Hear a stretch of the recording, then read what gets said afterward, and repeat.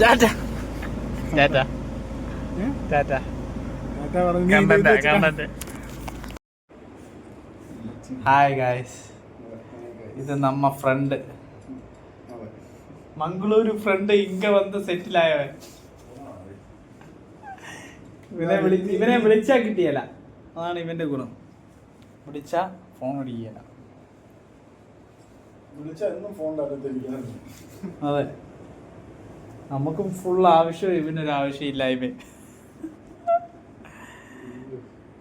അങ്ങനെ അവിടെ ചെന്നപ്പോൾ ഒരു ടി വിയും റേഡിയോയും കൂടെ ഒരുമിച്ചുള്ളൊരു ഡിവൈസ് അവൻ US പോയപ്പോൾ മേടിച്ചത്.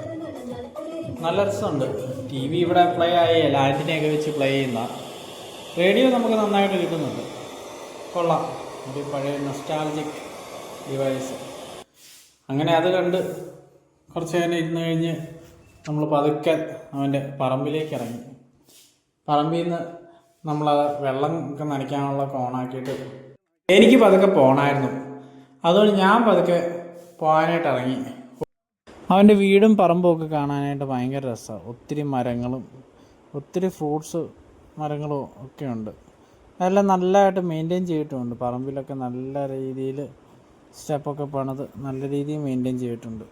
അവനെ ഇപ്പോൾ കാണുന്ന പോലെയല്ല, നല്ല വണ്ണം ഉണ്ടായിരുന്നു. ആൾ US പോയി കഴിഞ്ഞ് കുറേ ഡയറ്റൊക്കെ എടുത്ത് തിരിച്ചു വന്നപ്പോൾ കണ്ടാൽ പോലും തിരിച്ചറിയാൻ മേലാത്ത രീതിയിലായി. ഇതവൻ്റെ വീടും പരിസരമൊക്കെയാണ്.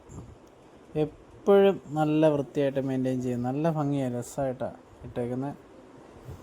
ബായ്.